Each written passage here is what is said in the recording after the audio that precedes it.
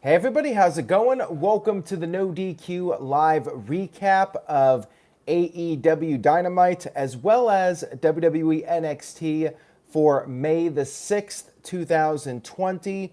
Shout out to everybody in the chat room watching live and participating, and thank you to everybody watching on demand. There is a lot to discuss, big shows from both companies this week.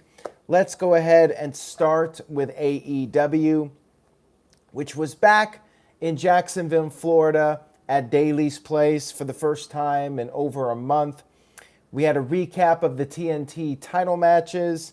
We had the full intro for the first time in several weeks, complete with Pyro. Pyro is back now that they have returned to Daly's Place. We had our regular commentary team back for the first time in a while. Good old JR Jim Ross, along with Tony Schiavone and Excalibur. And we had some people at ringside, more than usual. Maybe the most since the Empty Arena shows started. We had not just people at ringside, but we also had maybe 24 people sitting in various places throughout the building. They might have had like 20 to 25 people out there watching the matches and making some noise, which definitely helps. It's better than nothing. And we'll see if AEW starts increasing the amount of people as restrictions start to be eased.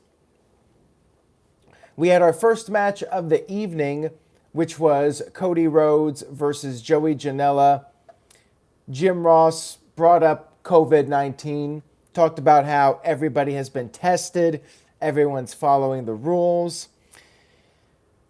I forgot to mention that Shawn Spears had an air horn out there, so little creativity here.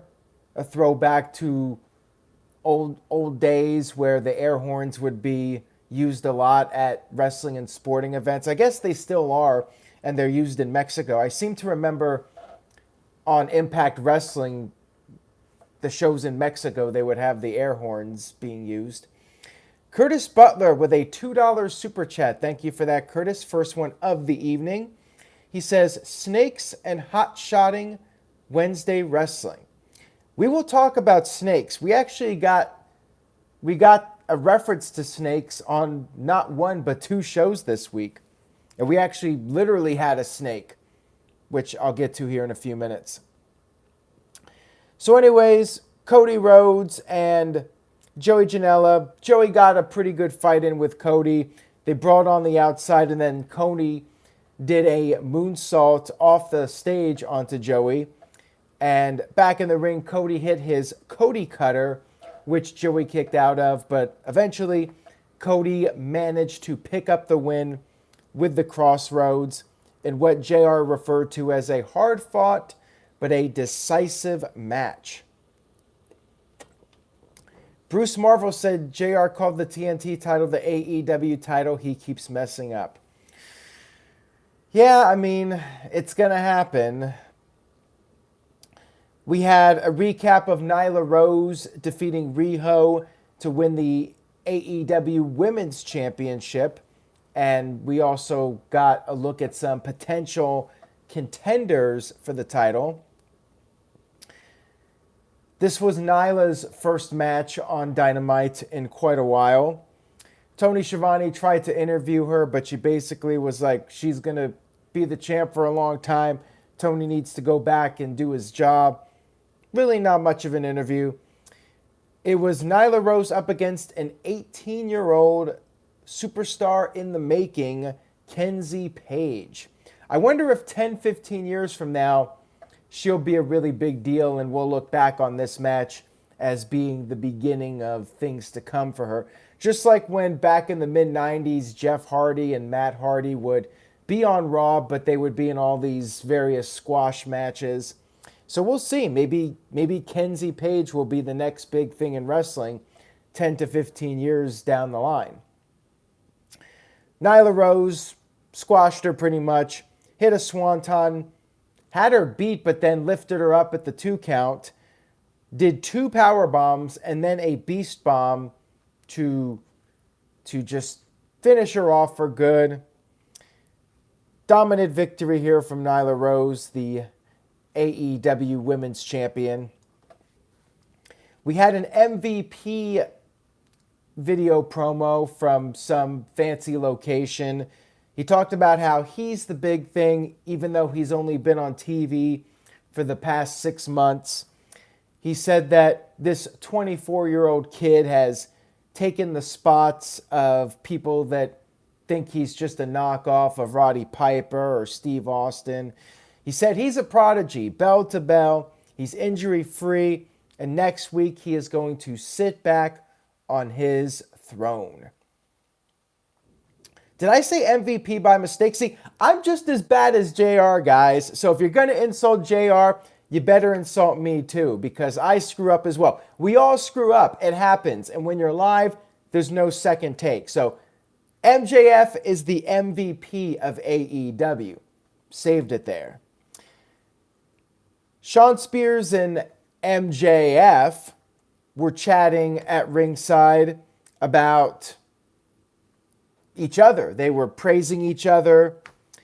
Shawn Spears was praising MJF for making the sports comeback of the year, or maybe the sports comeback of all time. And MJF was praising Spears for exposing the real Cody Rhodes. And prior to this, Shawn Spears had a little video package, a little video promo talking about how Cody Rhodes could have stopped the match last week between Dustin and Lance Archer, but maybe Cody's too selfish and Dustin's career might be over. And according to Shawn Spears, Cody might be able to live with that. Then we had Tony Schiavone announcing that at Double or Nothing, it will be MJF versus Jungle Boy. So yes, Jungle Boy will be back in action at Double or Nothing. Our second pay-per-view match announced, the first one, of course, being Cody versus Lance Archer to crown the first TNT champion. Big G, Big Baller G, with a $5 super chat. Thank you, G. He says, enjoyed AEW a little bit more than NXT. Wow. And that's saying something coming from Big G, because we all know Big Baller G is a huge NXT fan. So for him to give the edge to AEW, that's pretty strong. That holds some weight. We had Kazarian making his first appearance in several weeks up against Jon Moxley, the AEW World Champion. SCU came out with Kazarian, and I love Christopher Daniels' t-shirt. It was basically the SCU logo, a parody of the In-N-Out logo. I thought it was really cool. You know, of course, In-N-Out, California favorite. Like the first match with Cody and Joey Janela, this was a bit of a showcase for Moxley, although Kazarian did get some offense in. Moxley did eventually win with the paradigm shift. And then after the match, we had the Dark Order members attack Moxley. They laid him out. SCU got laid out as well. There was like 10 guys out there. And then we had Brodie Lee come out. He hit Moxley with a discus lariat. He said he was answering the bounty that Moxley put on his head last week. He said there's no crowd to save him, no energy to lift him up. And then Lee mentioned that he is not the same guy that looked eye to eye with Moxley in the past. Of course, a reference to their matches back in WWE. Lee said that Moxley has something he wants and desires, the AEW World Championship. He officially challenged Moxley to a match. Moxley was trying to get to his feet. He was beat down. He said, all you had to do was ask. And then Lee immediately kicked Moxley in the face. Dark Order beat down Moxley some more. And then we had Lee leave with the AEW World Championship. Nick Gurr with a $1 super chat. Thank you very much for that. I appreciate it. No comment, though. Then it was announced at Double or Nothing, it will be for the AEW World Championship. Jon Moxley defending against Brodie Lee. Interesting match here. I figured this would be inevitable. Is it too soon, though, for Brodie Lee to be challenging for the world title? Would it be better to save him for a little bit? Perhaps, but also this is a situation where you might want to strike the iron when it's hot. Brodie Lee has some momentum. He's been built up the last several weeks, so I guess I'm fine with it. And you could always save Jericho versus Moxley for down the line. We had QT Marshall along with Brandy Rhodes versus Lance Archer, who had Jake the Snake Roberts coming out with him. Jake was doing his part, wearing a mask.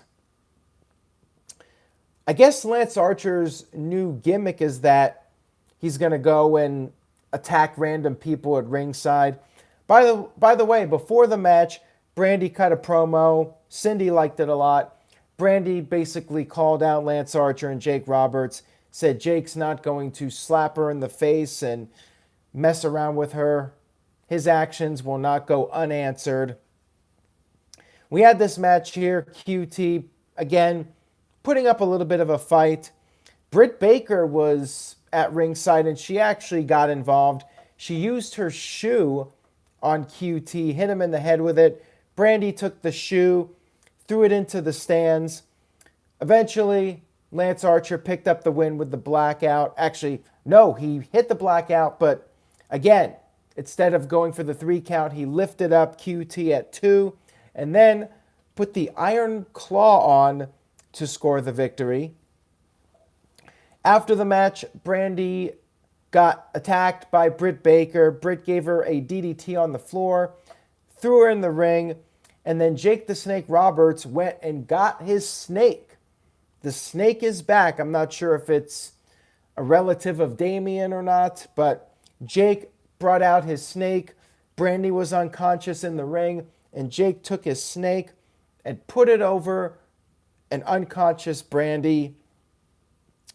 And this is setting up the big match, Lance Archer versus Cody at Double or Nothing.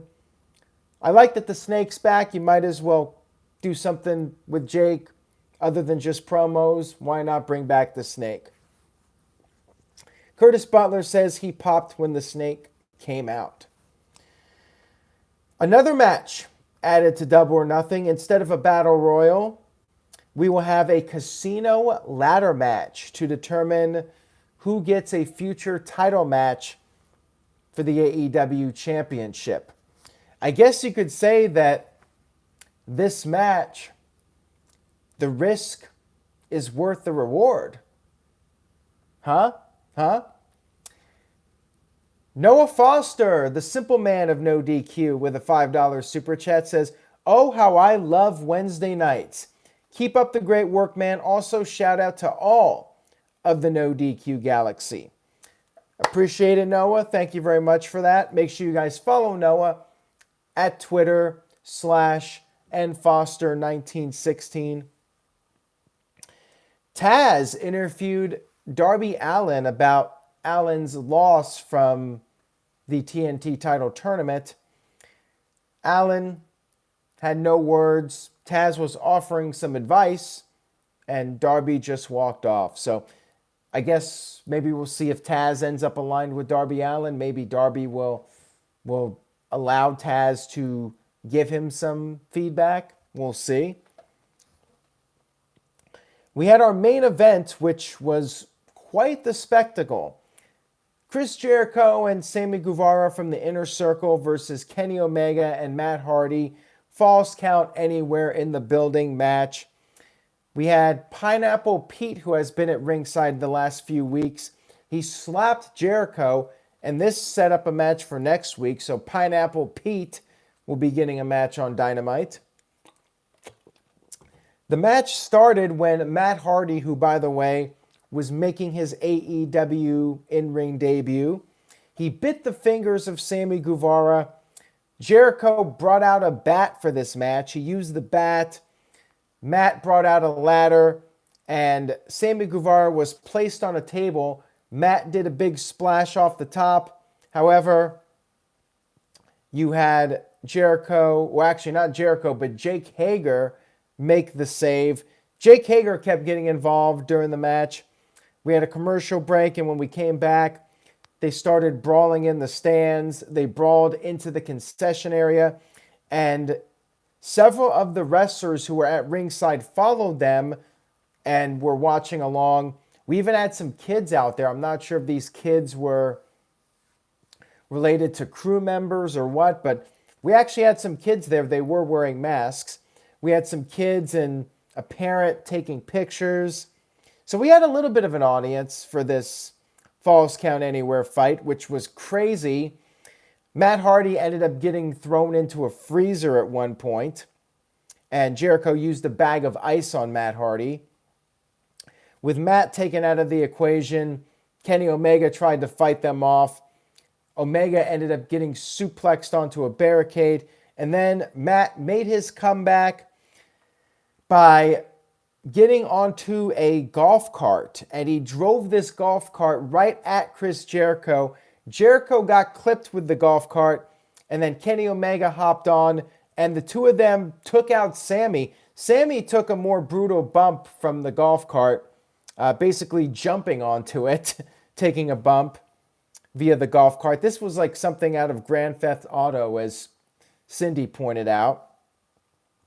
And then Kenny Omega got onto this platform, one of those forklift-like platforms. I'm not sure what the proper terminology is, but Omega did a big moonsault off of this platform. Then all of a sudden, the rest of the Inner Circle showed up. Pride and Powerful, Ortiz and Santana showed up, and the whole group powerbombed Matt through a table, and then Jericho hit the Judas effect to Omega. 1, 2, 3, Jericho and Sammy Guevara pick up the victory. And then the entire Inner Circle celebrated right there at the Jacksonville Jaguars Stadium, since it's right there adjacent to Daly's place. This main event was awesome. If you guys missed it, I highly recommend checking it out. The main event was so much fun. And I have to say here, might not be the most popular opinion, but I was so much more interested in this than the NXT main event. I had both on at the same time, and my eyes were driven towards AEW. I was trying to follow the NXT match as well, but this main event on AEW, this is the type of match that works with limited to no crowd. With NXT, that kind of match I think is more difficult to pull off with no fans. But even still, the AEW match was more of a spectacle. You had the ladders, the chairs, just craziness going down. And it was just a really fun match to watch. Crowd or no crowd, it was a lot of fun. So yeah, AEW, really solid show this week. And NXT still had some moments, which we'll get to here in just a second. Nick Glavin with a $2.79 super chat. Thank you for that, Nick. He says, this match was great for a TV main event. I agree totally with that. This was a really, really entertaining main event. Let's talk about NXT. Johnny Gargano came out for his match with Dominik Dijakovic. Johnny has new music, so no more Paramore or Paramore sounding music, which honestly I think has been overdue for him being a heel. And his new moniker or catchphrase is all heart, no soul. Dominik dominated the match for the most part. He was tossing Johnny around like a rag doll. And that's when Candice LeRae came out, distracted Dominik, stupid heel, typical WWE, the stupid heel gets distracted. Johnny got control, and then Johnny exposed the turnbuckle.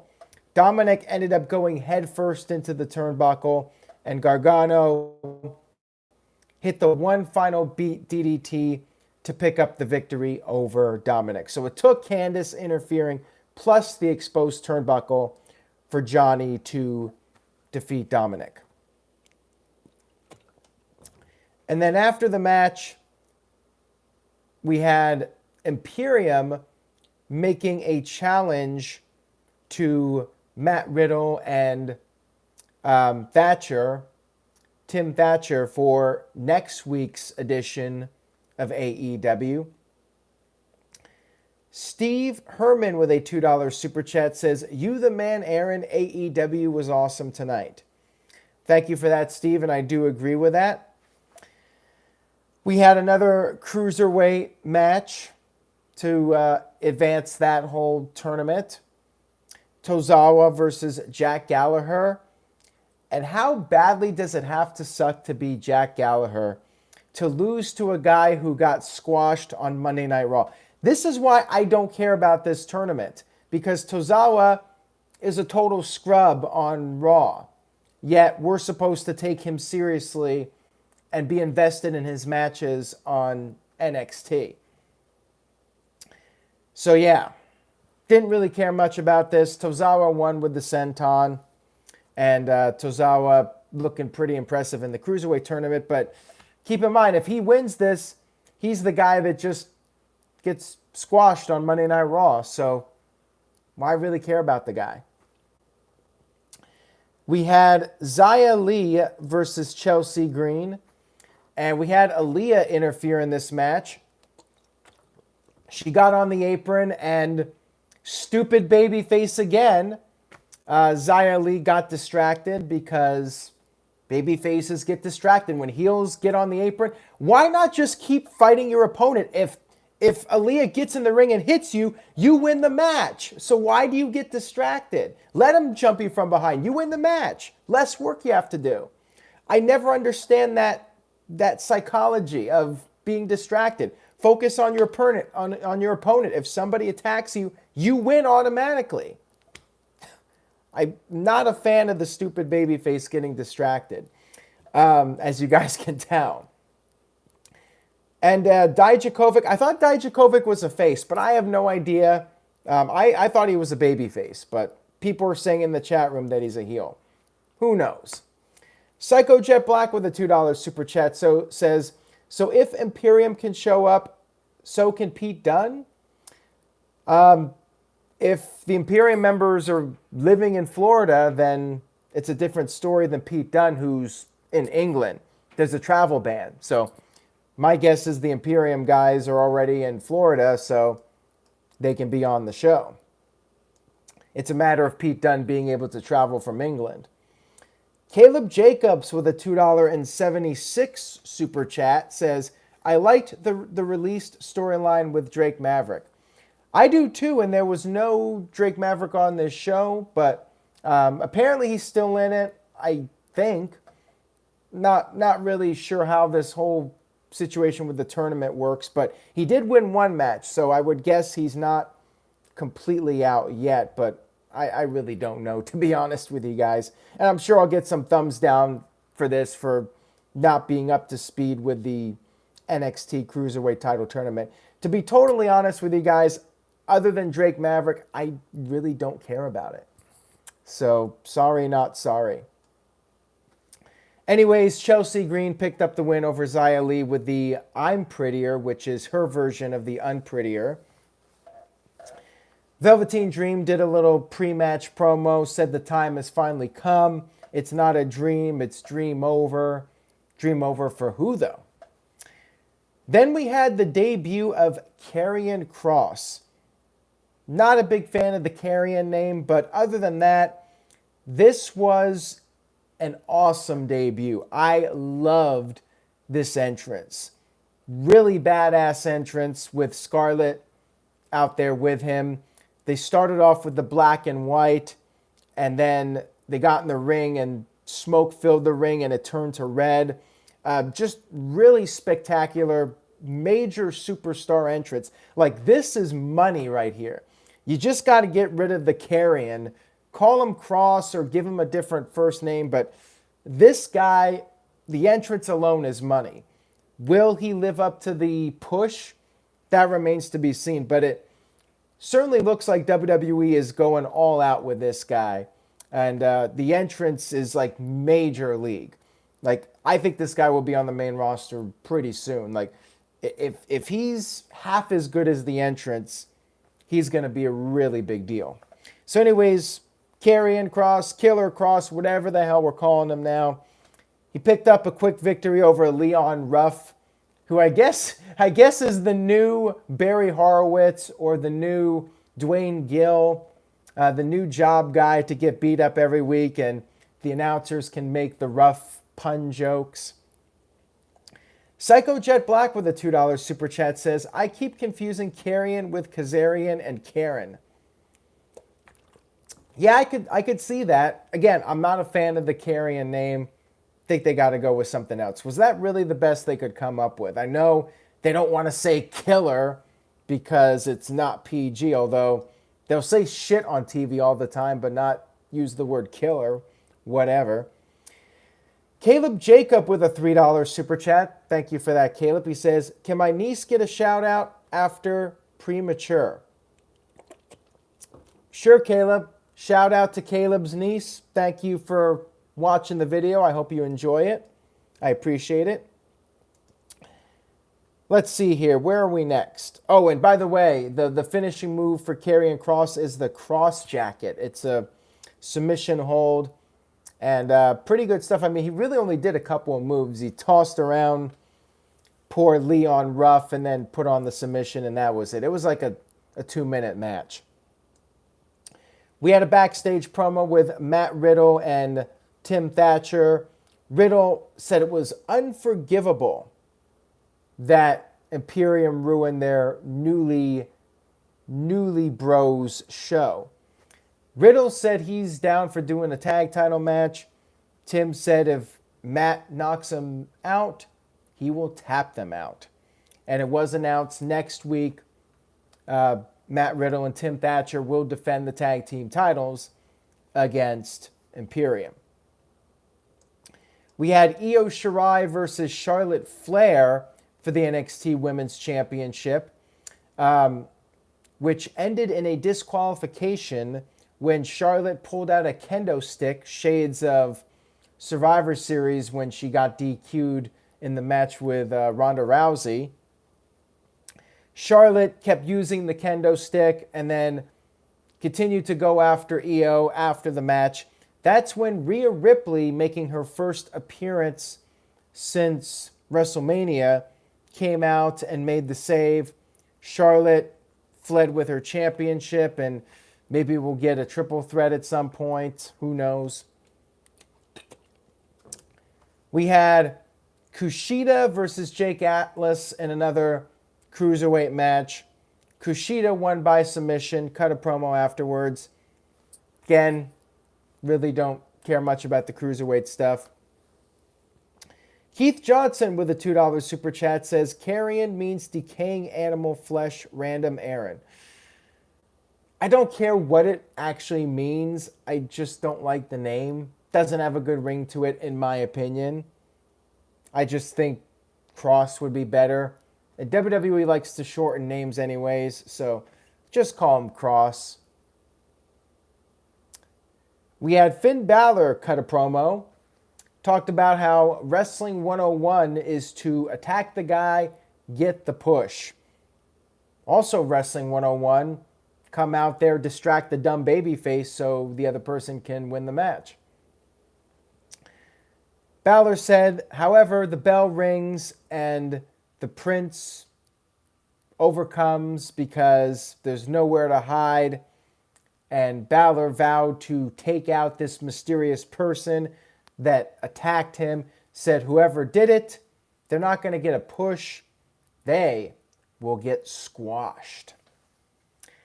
Psycho Jet Black with a $2 super chat says, does WWE need more faces, heels, or tweeners? just more intelligent baby faces that do not get distracted by the so obvious, I'm going to come out there and distract somebody and they're going to automatically turn around and be distracted and play dumb. We had Cameron, don't call him Frank Grimes, winning a quick squash match. He talked about how the times, they are a-changing, and it's grime time. Grime time. I do not see that catching on. He said he deserves more than what he has been given. He talked about Finn Balor, and he said that he would not attack Balor from behind. He said if Balor came out there and confronted him, he would look Balor right in the eyes and slap him. As he was saying this, Finn Balor came into the ring and got right in his face. This is when Cameron Grimes started backtracking. Balor managed to take down Grimes. Grimes fled the scene. Balor looked into the camera, talked about how there is a snake in the grass back there. Maybe he was just watching AEW and had snakes on the brain. Balor said the best way to kill a snake is to chop off its head. Words of advice. Maybe Cody Rhodes can take Finn Balor's advice. We had our main event match, which was Adam Cole versus Velveteen Dream. Not as long of a match as the AEW main event, and in my opinion, not nearly as interesting. And I hate to say this because I think Velveteen Dream is great. I think Adam Cole is great, but it's like between the two shows, I was gravitating towards AEW. Undisputed Era came out to try and interfere. Dexter Lumis made the save. So again, I don't know who's heel and who's face sometimes. Like, is Dominic Dijakovic a face or a heel? I thought he was a face. I know Damian Priest is a heel. And apparently Dexter Lumis, despite having this creepy gimmick, he's a babyface. So, okay then. Velveteen Dream had the match won. He hit the Purple Rainmaker, but there was no referee. Referee was knocked down. Velveteen Dream did a dive onto everybody, but then back in the ring, Adam Cole, of course, picked up the victory. Referee came to. Adam Cole scored the victory and retained the NXT World Championship. NXT was pretty good. I thought AEW was the better show this week based off of what I saw. Thought it was the more captivating, entertaining show. Psycho Jet Black with a $2 super chat says, who has the worst wrestling name in AEW and WWE? Good question there, Psycho Jet Black. Shotzi Blackheart has got to be up there. Hard name to pronounce. Any name that I struggle to pronounce is the worst wrestling name in AEW or WWE. Nicholas Easy with a $3 super chat says, what do you think of EC3's videos on Instagram? Haven't seen them, so no comment on that one, unfortunately. But thank you for that super chat, Nicholas. I do appreciate it. I really don't like Dominic Dijakovic either, as far as the name goes. It took me a while to figure out how to pronounce it. And thank you, Psycho, for the super chat as well. I do like the name Blackheart, but Shotzi Blackheart, I don't know. Just sounds weird. Some of these names just sound like WWE used a random name generator and came up with these names. Anyways, I give the advantage to AEW this week, and I would definitely recommend checking out that AEW main event for sure. And check out Karrion Kross's debut. That was pretty cool. That was probably the highlight for NXT this week, in my opinion. Ooh. Tic Tac Tat says Dijakovic. Well, I guess that's one way to remember how to pronounce it. All right, guys. So tomorrow night, we're going to be doing the No DQ review. I'm sure we'll be talking more about all this. Make sure you guys tune in for that. 7 Eastern, 4 Pacific. Friday, we got SmackDown. I'll be talking about SmackDown. And then Sunday, we got Money in the Bank. I will be doing a live stream for that. Make sure you guys check that out. And next week, something big, something you guys have been waiting for a while. People have been asking me about it. I'll have more tomorrow night on the No DQ review in regards to what that is about. Psycho Jet Black with a $2 super chat, so why not close it out with him? He says, EC3 is more over than Hulk Hogan. Brother, I agree with you on a lot of things, but as much as I want to put over EC3, I cannot go that far.